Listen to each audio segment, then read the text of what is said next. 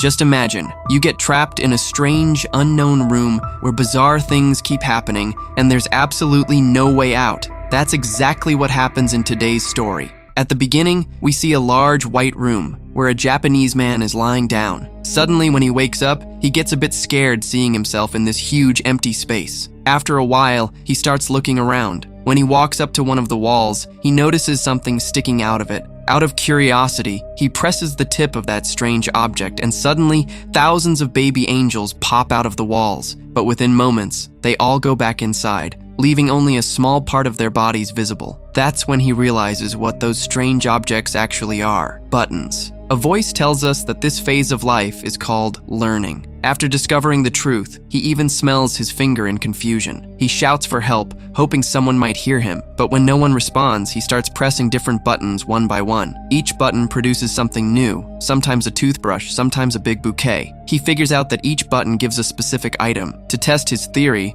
he keeps pressing the same button and ends up piling up a heap of chopsticks. But when he presses another button, a shopping cart suddenly shoots out and hits his leg hard, making him scream in pain. Another button transforms into a baby's backside that farts right in his face. After that, he keeps pressing different buttons and collects various things. While playing with a ball, it hits a button and sushi comes out, a delicious Japanese dish. He feels relieved because he was really hungry. He wishes for soy sauce too, but no matter how many times he presses the button, only sushi appears, so he eats it anyway. After finishing the food, he presses the button again, and this time, a bottle of soy sauce appears. Annoyed, he throws it away, thinking it came too late. Then he presses another button and gets 3D glasses. When he wears them, he sees a baby angel pointing toward a specific button. Excited, he thinks he has solved the mystery of the room, but as soon as he presses it, a countdown begins. At the end, a giant backside comes out of the wall and farts on his face again. Later, he finds a book that he enjoys a lot. Within hours, he finishes 5 parts. But when he presses the button for the 6th book, the 7th one comes out instead. Confused, he tries another button, but it gives the 8th and 9th books. Frustrated,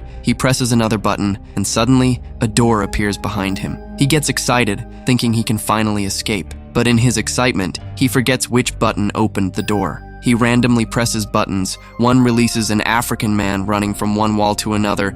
Another pours water on his head. But finally, on the 3rd attempt, the door opens again. However, as soon as he releases the button to run toward the door, it closes. After several tries, he realizes that the door only stays open while the button is being pressed. He tries standing on the button and running to the door, but it shuts before he reaches it. He attempts several weird tricks like riding a shopping cart, but nothing works. Then he tries placing a bouquet on the button, but it's too light, so he decides to make it heavier. He tries filling it with water, but the water only falls on his body. Then he fills it with sushi and carefully places it, but accidentally puts it on another button, causing the running man to crash into him and break the bouquet. Frustrated, he screams. After trying many more methods, nothing works. Then, by pressing another button, a rope drops down. He realizes he can swing across to the door, and it works. But when he reaches the door, he finds out it needs a key. He returns to the room just before the wall closes. Out of anger, he kicks the wall and suddenly, a key starts floating in the air. But just like the door, it disappears when the button is released. Now he needs a way to grab the key and reach the door quickly. But when he presses the key button again, a dog jumps out and starts barking at him. All the buttons look the same, which confuses him even more. After several attempts,